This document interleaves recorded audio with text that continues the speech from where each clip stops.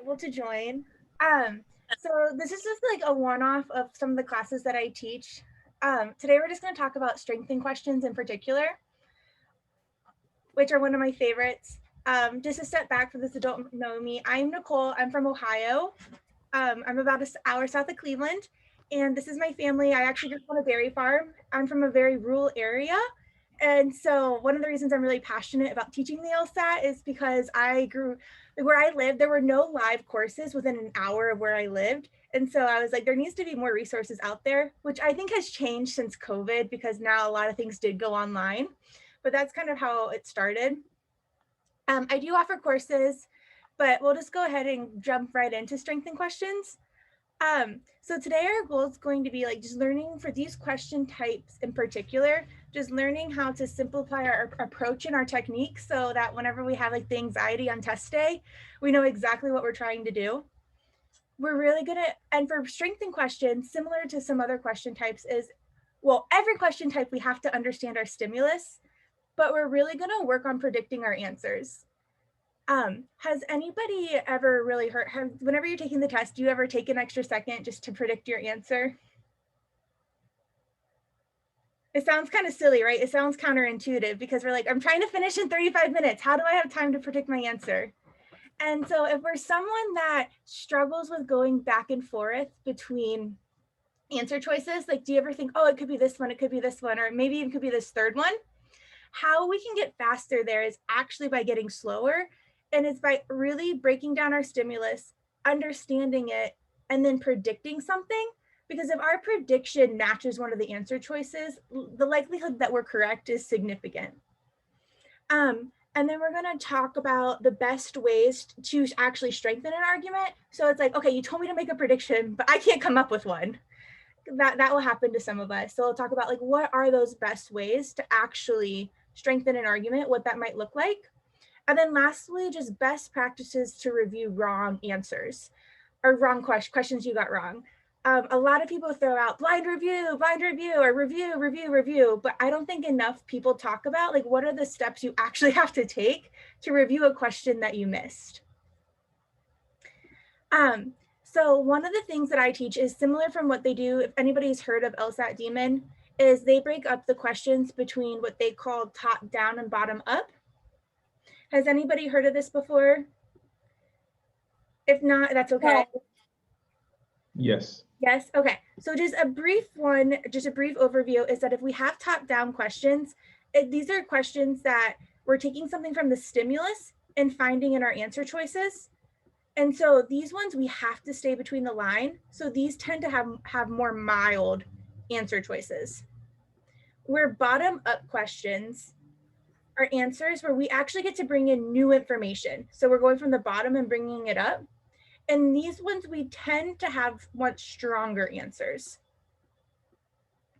But today we're going to focus on strengthening questions. So we're talking about bottom up.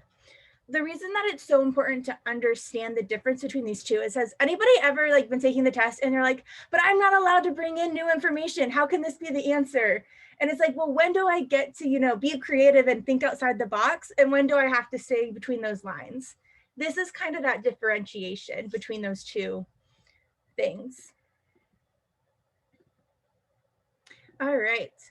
So on the LSAT, we have on the LR section, each question has a stimulus and 5 answer choices. And the stimulus is either an argument or a set of facts. Does anybody know what the difference between the two is? Or I should say, it's either an argument has a conclusion. Yeah, an argument has a conclusion. So 90% of these stimuluses are arguments. And so that means that they give us these different premises that are trying to add up to this conclusion. But are all conclusions on the LSAT valid? And I should ask first, what is a valid conclusion?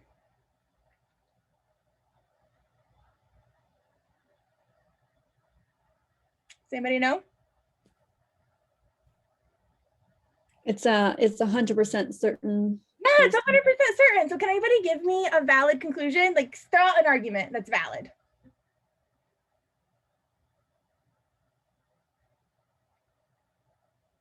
What if I said, I live in Ohio, therefore I live in the United States? Is that a valid conclusion? Yeah, because if I live in Ohio, I Yes. have to live in the United States. But on the LSAT, so if we can't guarantee it with 100% certainty, then it's not a valid conclusion. And so on the LSAT, is every single conclusion valid? No. No. And this is like a huge like aha moment. And even though it kind of seems silly and simple, really pay attention to this of our stimuluses. Like one is we have to be able to find our main conclusion, and two, really understanding that while 90% of these stimuluses are arguments, a ton of them aren't valid. And if a conclusion isn't valid, that means that it's flawed, correct? And so whenever we talk about strengthen questions, can we strengthen a valid conclusion? No. Yes. Would there be a point to it? Would there be a point to strengthen a valid conclusion? Not really, right? Like what? Like if I already have this 100% certain conclusion, why would I try to strengthen it? That would kind of be a waste of time, right? Or can I weaken a valid argument?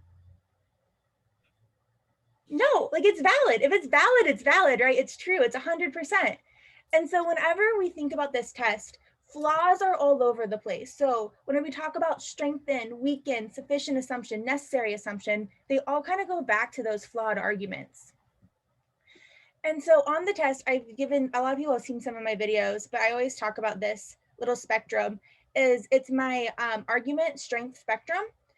And so while on the test, all of these arguments, a lot of these arguments are flawed. Some of them are better than others, right? So let me think of, what if I said, it's cold outside, so I should put a hat on? Is that a valid argument? What do you think? It's cold outside, so I should put a hat on. Yeah. Is it? Wait, It what? doesn't completely address the issue of being cold. Yeah, like in common sense world, it makes complete sense, right? Like it's cold outside, you should put a hat on. But in LSAT world, it's not 100% valid. Like what does wearing a hat have anything to do with it being cold outside? And so on our strength spectrum, like I would say that here, this should actually be a rock. On the argument spectrum, I would say that that goes about here. Like it's not a terrible argument by any means, but it's not 100% rock solid. And so whenever we're doing strengthen questions, what we're trying to do is bring in an answer choice that does the most to strengthen our conclusion, or in turn gets us closer to our conclusion being rock solid. And so if I said, hey, it's cold outside, therefore you should put on a hat, what's something that we could bring in? What new information could we bring in that would help strengthen that conclusion? So go ahead and think about this and just go ahead and type it in the chat of like, what's something new you could bring in that would strengthen the idea that I should wear a hat?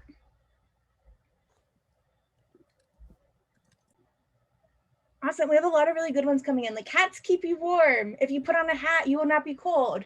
You're explaining why having a hat is relevant to, or why relevant to it being cold. I was thinking like if you wear a when it's cold, you can get sick, and a hat reduces your chances of getting sick. Like that would help strengthen our conclusion. All right. So then from that, just a couple examples of question stems, which if I'm going too slow, just let me know. But these are the ones where we usually have if true. So if it's saying if true, that tends to mean that we're bringing in new information. And most strengthens, most supports, or most justifies all means the same thing. So those are all bringing in new information. It's a strengthen question. One thing that I just wanted to note was we have some people call there's a question called principal questions, and some people bring those out. There's two kinds of principal questions, but one of them I also just consider a strengthen question because it'll say which of the following principles most justifies whatever is happening above. So if we treat that principle just like a strengthen question, we're just picking a rule out that helps strengthen whatever our argument is up above. So that's just one way to think about it. I don't have any of those today, but just something for you to think about a little bit differently that might help simplify your approach. All right. So our goal of strengthen questions is to, it sounds really simple, right? But I break this down for every question type. Our goal is to find the answer choice that does the most to strengthen the conclusion in the argument. So if we're trying to do something that's going to strengthen the most, do we want a stronger or more mild answer? Probably. Stronger. Stronger, yes. These are the things that we want to memorize to get fast at the test. So how do we actually go about finding an answer that's going to strengthen it? So one of the best ways to go about it is to find the flaw and fix it. So we already talked about that earlier about in our argument structure, in our arguments, a lot of times they're flawed. So if we can figure out or predict that flaw, and if we can fix it, that's going to strengthen our answer, definitely. We also can just, the simplest, which is kind of what I had you all do earlier, was just add an additional premise that adds support to the conclusion. It's just another reason that helps us get closer to that rock. We're like, well, if this were true too, this would work. The example that I typically give is, it's hot outside, therefore we should get ice cream. Is this a valid conclusion? It's hot outside, therefore we should get ice cream.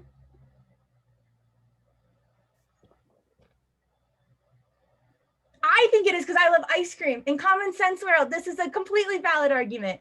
But in real life, or not in real life, but in the LSAT, this isn't. What does being hot outside have anything to do with getting ice cream?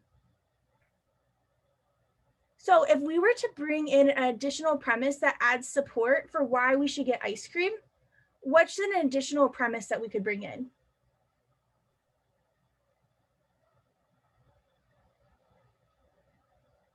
What about if it was National Ice Cream Day? Or what about if there was an ice cream truck outside? Or we have a gift card to get ice cream? Wouldn't all of those things at least strengthen our argument a little bit? Yeah, like it's new information. I mean, I want to be great. Like if I said, I mean, a greater way to strengthen it would be like, ice cream is the best on hot days. Something like that would strengthen it even more. A common way to strengthen an answer is for strengthen questions is to deny an alternative possibility. So how could denying an alternative possibility strengthen an argument?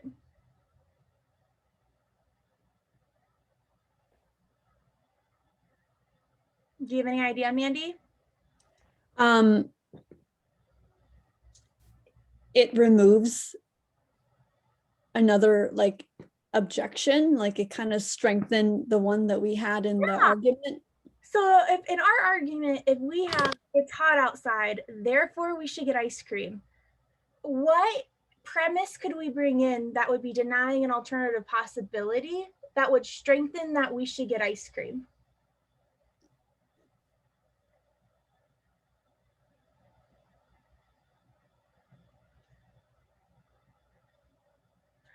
What about slushies aren't available, or no, or we don't like any other sweets, or there's no other activities to do today. We're denying these alternative explanations or possibilities to strengthen what we're trying to promote. If we said that, what if we said A and B are running for president? You should vote for B. How could we deny an alternative possibility to strengthen our conclusion that we should vote for B?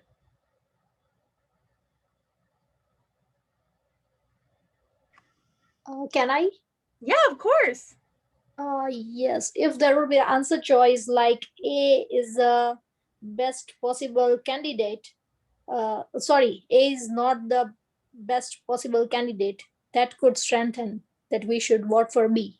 Yeah, absolutely. If we said, I don't agree with anything that A says.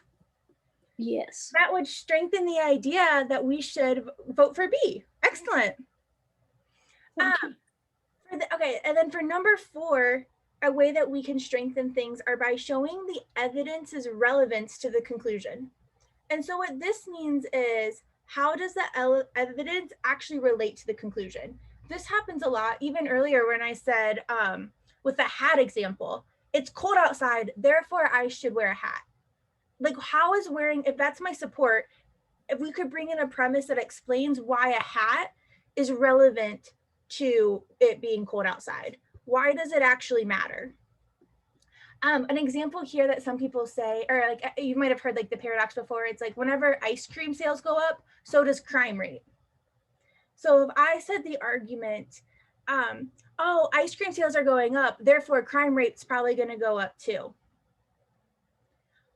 How could I show the evidence's relevance to my conclusion that crime rate's going to go up too? Has anybody heard that before? That like whenever ice cream sales go up, so does crime rate? Yeah. Yeah, what kind of flaw is that? Correlation. Correlation, yes, because it's not that the ice cream is causing the crime rate to go up, right? No. No, what is causing it? What is causing both to go up? The weather. Yes, nicer weather. People outside. Yes, they both tend to go up when it's nicer outside. So if we were knowing that, how could, let's go back to my original argument that, oh, ice cream sales are going up, therefore crime rate's going to go up. What premise would I want to bring in to show the relevance? What could I say?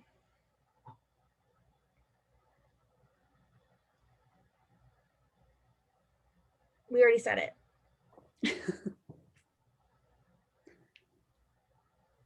Something like nice weather causes people to like buy more ice cream and also like engage in more crimes. Yeah, perfect. You're saying both of these go up when it's warm outside. If we brought that in, it would strengthen our conclusion. Excellent. And then lastly, this one's the least, like not, I don't want to say the least common, but it's just like showing the evidence validity. And so this could, like oftentimes this happens if there is a flaw that is like too small of a sample size or it's biased, we're bringing in something else that shows that, oh, this also happened over here as well. Or we somehow remove that sample bias that's happening there. Which would be in all of the, well, at least these last 3 in particular, all kind of resort back to this idea of finding the flaw and fixing it. All right, does anybody have any questions on this so far? I know this is kind of a lot of information, but I like to break things down to like very core basics before we move on, just to kind of think about things. All good, okay. All right, so how do we actually approach these questions? I'm very big on reading the stimulus first. So we're gonna read our stimulus and find our conclusion. And then we're gonna make sure we understand the reasoning for the argument or the reasoning for the conclusion. I know this sounds silly and it's like, well, isn't that the whole point? So many people just read the stimulus super fast and they don't really understand what's going on. We really have to slow down to get faster. And so what this means is we read our stimulus, we understand it, we find our conclusion. And then if I asked you why are they saying that, you could in your own words tell me like what their reasoning is for that conclusion. And then if we can, we want to figure out what's wrong with the argument or why the premises don't prove that conclusion. Or we're going to say like, what's the gap between it or why isn't it valid? So this kind of goes into like, what's the flaw there? And then we want to make a prediction. And so back to, they can be, we're going to practice this in a minute, but they can be really simple predictions. You don't have to be over the top, but this really just helps us think in the right direction of where we're trying to go. And this also helps us not get so tripped up between answer choices, because it's true that this test is written to trick us. It's written for us to fail. They throw in all these trap answers. And so we have to be confident in what we think so that we don't, we don't fall for all the traps. And then when we actually get to the answer choices, You're going to assume that all 5 answers are true because they're a premise and premises are true on the test. And so we're like, if this were true, so we get to just say, so if an answer choice said all cows are blue, we just have to assume that all cows are blue. Cool. Even if we don't agree with it. And that's something that's really hard for people on the test is even if we don't agree with the premise or we know in real life it's not true, we just have to take it as true. And then we just have to ask ourselves, does this help us get to that conclusion? And then lastly, if we're narrowing it down to 2 and we're like, well, both of these strengthens it, that's when we really want to pay attention to the stronger answers. So if I said, it's hot outside, therefore we should get ice cream, what would strengthen it more? If I said some people like ice cream or most people like ice cream? Most, yeah, because what does some mean? It might weaken. It might not weaken it, but some is only, well, actually it could because if only one person, yeah, I could see that. You're like, no, like nobody does. Some is just at least one. And so if one person does something, that is, I get what you're saying by weaken. Yeah, it's like, well, if one person likes ice cream, like, well, that's not relevant. There could be one person that does a lot of things, right? And so that's where we really want these stronger answers. All right. So for this first one, I would like everybody to go ahead and just read this stimulus and find the conclusion on your own, and then just give me a reaction once you have the conclusion. So we're saying, and this is truly how slow I read on the test too. So the town of Spring Hill frequently must declare a water emergency, making it temporarily unlawful to use water for such non-essential purposes as car washing. Okay, so we're saying like, hey, frequently they have like water emergencies and you're not allowed to do things that aren't like absolutely necessary. Cool. These emergencies could be avoided if Spring Hill would introduce permanent economic incentives for water conservation. I'm like, all right, so this, we kind of have our author coming in here and they're saying like, hey, we wouldn't have to do this if you would just put some incentives in place. Actually, Spring Hill discourages conservation because each household pays a modest monthly flat fee for any amount of water below a certain usage threshold. Okay, so we're saying like, we're actually kind of like really dissing them. We're like, hey, actually, you actually discourage conservation because you just have people pay like this set amount, right? It's like $300 for your water. It doesn't matter how much you use, as long as you are below this certain threshold, it's just $300. That'd be really expensive water bill, but. And they add a substantial per liter rate only after that threshold is met. So it's like, okay, there's only like an additional charge once we get above that threshold, but up until that point, everybody is just across the board. Cool. All right, so what is our conclusion? Which Warren just typed it, so I know you definitely have it. So our conclusion is going to be these emergencies could be avoided if Spring Hill would introduce permanent economic incentives for water conservation. Did we all get that? Do you want to show me a reaction? Did anybody not get that? We're all good to this part? Cool. All right, so why are we, so I kind of already said this a couple of times, but just for reiteration, I'm going to say it. Why our conclusion is like, hey, this could be avoided if we did this. And our support for this is just that they actually discourage it because they have a monthly flat rate to this threshold and they only charge more once you get above that threshold. Cool. So now I want to ask myself, why don't these premises prove the conclusion? So does everyone go ahead and think about this for like 30 seconds. Why does that not work? And you can go ahead and type it in the chat once you have it.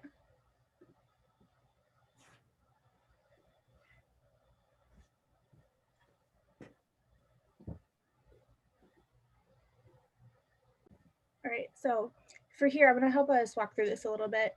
So on this one, when it says, why don't the premises prove the conclusion? One thing that we can ask ourselves is, what are we failing to consider or what are we taking for granted? So our conclusion is like, hey, if we had permanent economic incentives, these emergencies could be avoided. Do you think that this is a valid argument? Krishna, do you know? I don't have any idea. No, you're fine. What do you think? What do you think, Warren? Do you think it's valid? I'm kind of in the same boat. I think we're making an assumption. We are. that Yeah. Okay. So in common sense world, this sounds like a good conclusion, right? Like, hey, this isn't going to happen unless, like, in common sense world, it sounds like, yeah, these probably could be avoided if we had economic incentives. But how do we know that for sure the economic incentives will be enough? Like, what if we are in such a drought that it doesn't matter? Like, everybody's Right. already using like the most bare minimum water, and you could put all the economic incentives in the world there, and we're still going to have these emergencies. I don't know, like maybe, right? Yeah. All right, so now let's If think I didn't mind spending the money, then the incentive won't what, do anything. yeah, exactly. But our goal now is to predict an answer that's going to strengthen this conclusion. So we want to find something that's going to strengthen the idea that if we had permanent economic incentives, the emergencies could be avoided. So what could we say or we bring in that would do that? So I would like everybody to predict an answer and go ahead and type it in the chat. So we had some predictions here. And so let's go back to what did we say was the problem here? What didn't we know?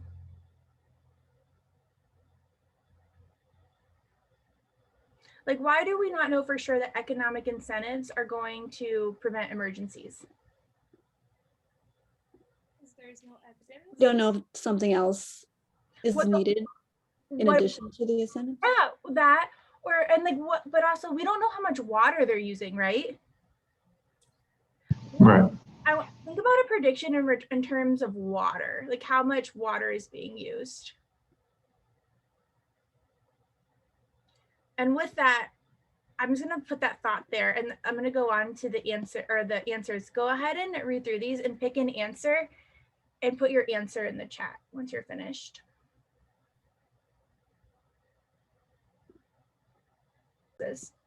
So A says the Spring Hill authorities do a poor job of enforcing its water emergency laws, and many people break the laws without incurring a penalty. So we're saying like, hey, they don't even enforce these laws that they already have. Well, if they're not enforcing these, like that has nothing to do with, oh, permanent economic incentives are going to help, right? So it's not A. B says the town council of Spring Hill recently refused to raise the threshold. Okay, cool. Just because they refuse to raise the threshold doesn't mean that if we have economic incentives, like what does that threshold have anything to do with anything? C says the threshold is kept at a high enough level to exceed the water. Yeah, this is telling us that the water requirements are, there's room for people to be more cautious with how much water they're using. And then D says the threshold is not as high in Spring Hill as it is in neighboring towns. This was kind of someone's prediction, and I totally get it because I used to be here. We're saying like, oh, in other cities it worked too. Sometimes that's an okay answer, but we have to be hesitant of stuff like this is because we don't know how much water is available. And just because the threshold is not as high in Spring Hill as other towns, that doesn't mean that like Spring Hill, it's like maybe they both are really, really, like maybe that other town has like even more emergencies, right? Like maybe they're already terrible.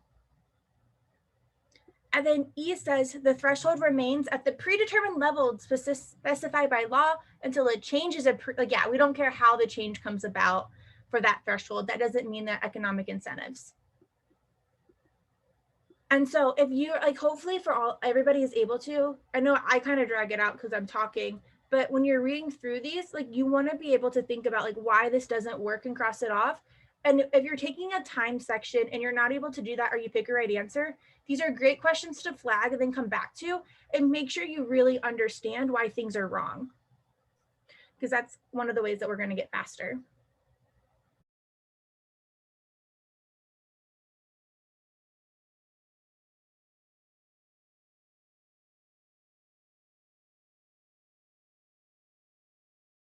You're muted.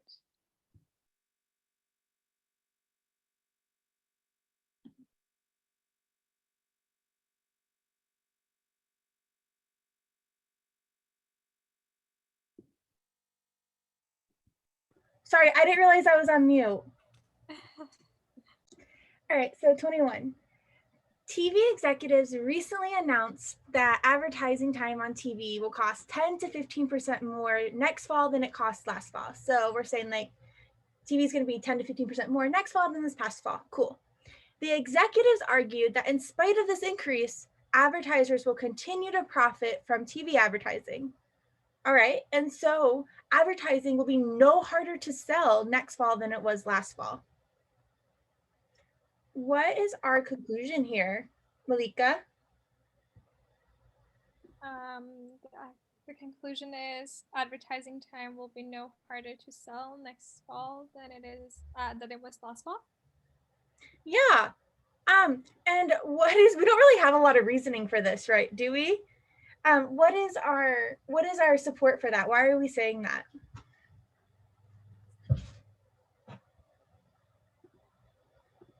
There is no support really. What? I don't really see that much support other than the fact that it says like they will still continue to profit. Yeah, they'll continue to profit. We don't know how much they're going to continue to profit, but they're like, but they're going to continue to profit off their ads. So it'll be no harder to sell in the fall than it was last fall. Do we like this argument? If someone raised the prices 10 to 15% on you on something, would you like say your phone bill, like phone bills increase 10 to 15%, but you still make the same number of calls, so it's fine. No, right? I don't think so. I'm like, well, how do we know that this profit's going to be enough to justify this increase? Like maybe before they had like $1 million profit and now there's like $5. They may be like, that $5 is not worth the profit, not worth the time. So did anybody make a prediction here of what they thought the answer might be?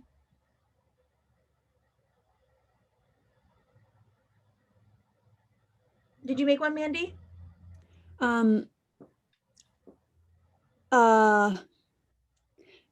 ads will sorry. I guess like people will still be watching TV, and so you know yeah. they'll suffer through the ads, and so the ads will sell. Yeah, why might the cost go up 10 to 15%? Because more people. Yeah, the values go. Think about the Super Bowl, right? The cost of the Super Bowl goes up significantly. Why? Is that because more people are watching it? And so for this one, our answer is going to be E, where it says a recent survey showed that the number of hours people watching is going to increase. So it's explaining like if every 2 months, the amount of time people are watching increases by 2%, that's really paying attention to like, why might this value be worth it to people? And it's because, yeah, even more people are going to be watching it though. Did anybody struggle with any of the other answers? It looks like, well, it's a D. So D says the amount of TV advertising time purchased by providers of services is increasing. So this means that the amount of like the people themselves buying it are increasing, while the amount of such time purchased by providers of products is okay. So this is just saying that one kind of person buying the ads is increasing and those that are selling products is decreasing. That doesn't mean that it's going to be easier or harder to sell in the fall. Does anybody else want to go over any other of the wrong answers?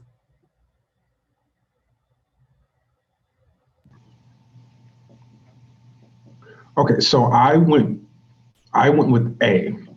Okay. And the reason why I chose to count out E is looking at the increasing rate of 2% every 2 months, as opposed to the expected to rise 3 to 7% in the next year. And so maybe those numbers were put in there to throw me off.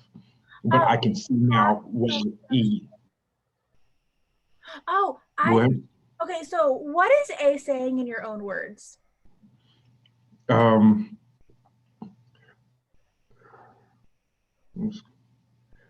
Okay, well, I can see in the cost to make these things that are being advertised. So that doesn't say anything about consumers. That says something about the company. So E speaks it's not directly. being harder to sell. Like some might read A and think it actually weakens it. They're like, it's going to go up 7%.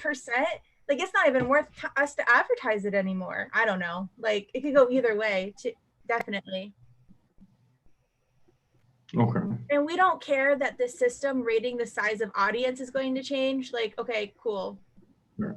Maybe we got a new system or a worse system. And then C says, next fall, advertising time on television will no longer be available in blocks smaller than 30 seconds. I feel like that would actually weaken it because maybe people only want short ads. So it actually would make it more difficult to sell. And so that's why it's E.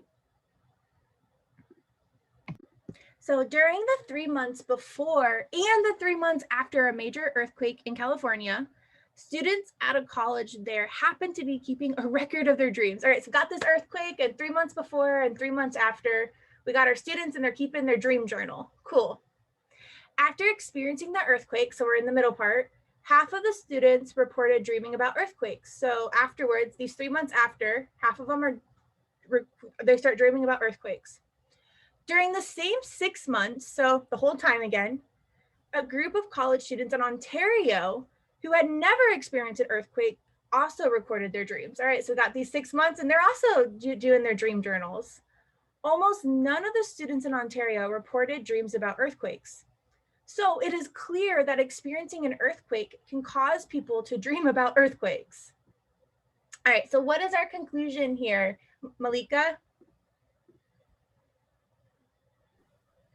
Sorry, Oh, you're fine. Okay, but it's so it's clear that experiencing an earthquake can cause people to dream about earthquakes. Yeah, and Mandy, why are we saying that? Because almost none of the students in Ontario reported dreaming about earthquakes. I guess everything up. Yeah, okay, yes, but I want you to explain it too. So we have our 2 students, and in California, we know for certain that after the earthquake, half of the students started dreaming about earthquakes, right? Which is California. Mm-hmm. And in Ontario, they never dreamed about earthquakes. So we're just gonna be like, no earthquakes. All right. So what kind of flaw is here? Correlation again?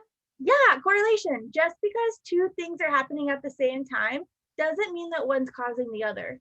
Except I look at this and I'm like, well, I can kind of see that. Like, well, why in Ontario weren't they dreaming about earthquakes? But if we were to predict an answer here, what would strengthen the idea that experiencing an earthquake causes people to dream about earthquakes? If all of the students in California had the dreams about earthquakes. Okay, yes. There's one prediction that's even stronger than that.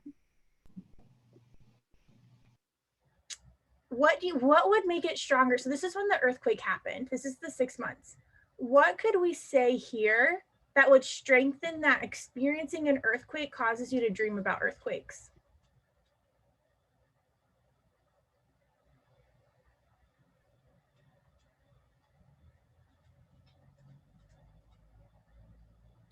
We can say that 9 months ago, the students of California had experienced the earthquake.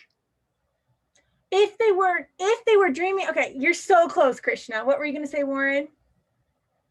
If like 0 of the students in Ontario reported dreaming about earthquakes, I see almost none. Okay, yes, that would strengthen it a little bit, but really, Krishna, you're so close. Right here, okay, if this is the earthquake, what should the students not have been dreaming about before the earthquake in California?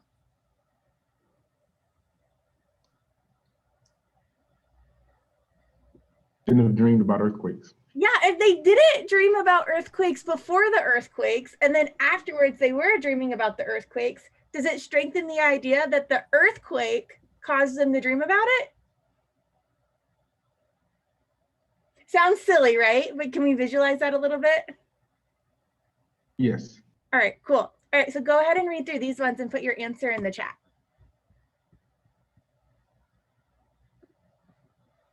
All right, let's work on this one together. So let's start with E. Go ahead and read E, Warren.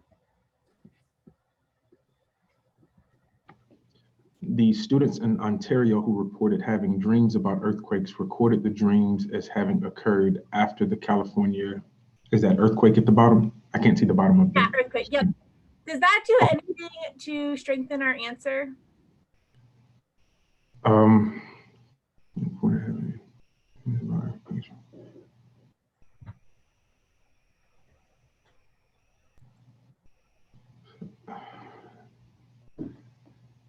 So just because the students in Ontario, because like one, we know that it was almost none, right? So let's say that there's one student. If the one student who reported dreams about earthquakes after California had their earthquake, does that strengthen the idea that experiencing an earthquake causes people to dream about them? No. No, He we didn't don't. experience it. He just read it and maybe got scared. Yeah, one, it's not even talking about students that experience it. And two, it's such a mild answer because we're just talking about like at least one student. Right. So that's not it. All right, Krishna, do you want to read answer D? Sure. The students in Ontario reported having more dreams overall per student than the students in California did. Do you like that answer? No, Why not? because it doesn't strengthen. Yeah, like having more dreams overall, like we don't care the number of dreams. We just want to know what's causing these earthquake dreams. Yeah. All right, Mandy, you have C. Before they started keeping records of their dreams, many of the students in California had experienced at least one earthquake. Do you like that answer? It's not, no, I don't. No, this is the trap answer for sure. It's tricky. If anybody liked this one, it's tricky. But why is it wrong, Mandy? So the word many is not strong. So I kind of went with that, but there's another many of the students in California had experienced at least one earthquake. So essentially we're saying now there also was, even before these, so these are their 6 months, right? 3 and 3. So this is kind of saying, well, they also had it before they started keeping track, they experienced an earthquake. So they're saying now there's an earthquake here. So maybe it wasn't that earthquake, it was the other earthquake that was causing them to dream? Or what did we say was the flaw? Correlation. Yeah. So this doesn't help us with the correlation at all, right? It's the same problem. Okay. Like we're saying, like, how do we know when they're dreaming and not dreaming? Like it's still saying like, yeah, they had an earthquake and they have dreams about earthquakes, but how do we know experiencing it is what's actually causing it? So C is definitely a trap answer. And then B says the students in California were members of a class studying dreams and dream recollection. Like, okay, yeah, we don't care that they were studying about dreams. That isn't just because they're studying. Maybe that's why they're dreaming about earthquakes, is because what they were studying about dreams was talking about earthquakes, and that's what caused it. Just kidding, that's not it. All right, and then A is before the California earthquake. So this is, we're talking about right here, right? No more of the students in California than those in Ontario recorded dreams about earthquakes. So we're talking about right here. So before the earthquake, how many students in Ontario were dreaming about earthquakes? 0. Almost none. Yeah, 0. And so we had 0 here. That was our prediction. And that's why the answer is A. Do we have any, how are we feeling about that question?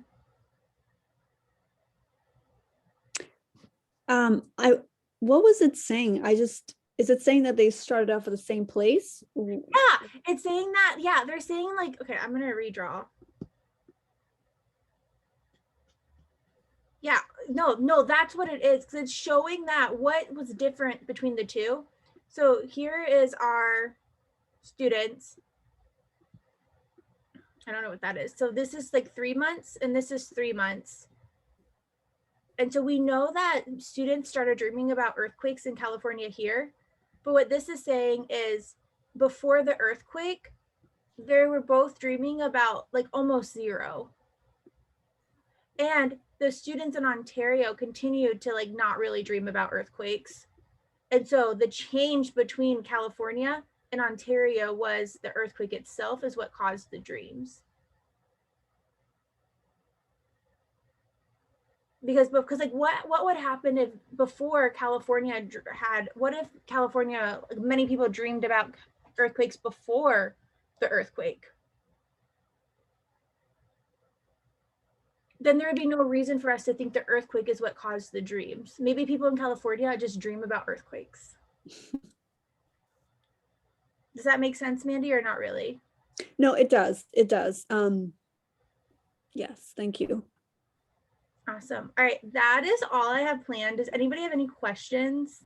Yes, what is your question, Warren? So test day time conditions, like how long does it take if you're just seeing number 22 for the first time under time conditions? How long does it take you to read through, like come up with the graph on the side and predict and all of that? Oh, I don't actually draw on the test, just so you know. Like that, I don't draw any. I draw just to teach. I don't draw on the test. Truly, Okay. I should have clarified that. Because sometimes, especially when it's over computers, I feel like I have to be more visual for people to see like what's in my brain. But no, I don't draw. But I probably do most questions in, some questions I can do in a minute, and some questions I can do in like 3 minutes. And that's one of the things that the test prep doesn't do a good job of explaining, is some questions you should be faster at than others. Like some questions absolutely should take you 3 minutes on the test. I think someone said every question should be 1 minute and 45 seconds. Like, yeah, they were all the same and the same level of difficulty. But I'm also a believer on going slow and being accurate, and not like, I don't think everybody should finish the test. Like if you get to 15 questions, like I think you should get 14 of them right versus trying to get to all 25 of them. If that makes sense. Because what is your goal score, Warren? I'd like to hit about 165. Okay, so let's start with 160 for an example for starters. And you can change this based, because like 165, it kind of changes a little bit, but 160, that means you're getting roughly 18 questions right per section. And so like for a 160, you could get to just, if you do 3 games accurately and 3 reading comp passages accurately, and you get to, 20 LR questions and you get 18 of them right, say you get 17 of them right and guess on the last 5 and get one of those 5 right, you're looking at an 18. But where it gets kind of confusing of 165 is that's where a lot of people, you really have to perfect your games, and you need to be getting like a 22, 23 in games to get a 165. But that's where like going slow and being accurate is the most important thing, and just slowly getting faster. And you get faster by making this process slows people down to make you faster. Like, yeah, it takes more time to slow down and read the stimulus. It takes more time to make your predictions. But the goal is that eventually you get a lot faster at it and you don't spend as much time debating between answer choices. I think in this process of getting faster takes about a month, I would say, to get good at it. When are you testing, Warren? June. Are you trying to wasn't enough to push that to August, but for right now. Are you trying to go to law school this fall? I have not finalized that just yet. I'm telling everybody this, like anybody that I don't think there's really a purpose of taking June if you can take August and apply for next year, because this cycle is just awful. Have you heard that? Oh, you're not on mute, but I couldn't hear you. I haven't heard that, but what does it mean that this cycle is awful? Oh, so applications are up like 30 to 35%. And so it's really competitive because a lot of people deferred from last year to this year because of COVID. So there was less seats available. And so by now we're so late in the cycle that nearly all the spots are taken or scholarship money's taken. So at this point, it's almost good to apply, instead of starting fall 2021, to start fall 2022. Unless you have applications in places already. I don't. Yeah, so like that's why I'm like, but you could take August and then apply, you know, October 1st at the beginning of the cycle and be in the best situation possible for yourself. Okay, thanks. Yeah, that's just my advice for this, because this cycle has just been it's just so competitive. Unless, where do you want to go, Warren, to school? I'd like to stay in Georgia. Mercer is a pretty good program, UGA. But if I chose to go to Florida, there's Great school. Florida State and FAMU. FMU. You said, I'm sorry, you said Florida State or FAMU, Florida A&M University. yeah. Both of those are close. Yeah, so both of those schools I would recommend taking in August and applying next year, because they're both competitive. They're both great schools, and they're just gonna have more scholarship money available next year. When is Georgia's deadline to apply? I would assume that they were already passed, to be honest. That I don't know. I've put all of my focus on the LSAT at this point. Okay. I haven't Yeah, applied. That's just, but that gives you more time to study. Where are you currently PTing at? I am on Khan Academy, Awesome. going through their program, but I am also, I just started the tutoring with Jasmine. I think that's how you pronounce it. Yeah, so that's how I found out about your thing today. Oh, and I have cool. Yeah, Jasmine's great. You'll like working with her. Yeah, so things are going pretty good so far. I think I've made a lot of progress. Awesome. All right. Well, any other questions?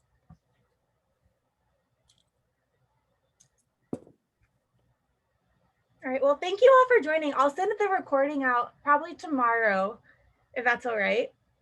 And I think Jasmine's having a free reading comp class, I believe, on Friday. Okay, but hopefully I'll see you all again.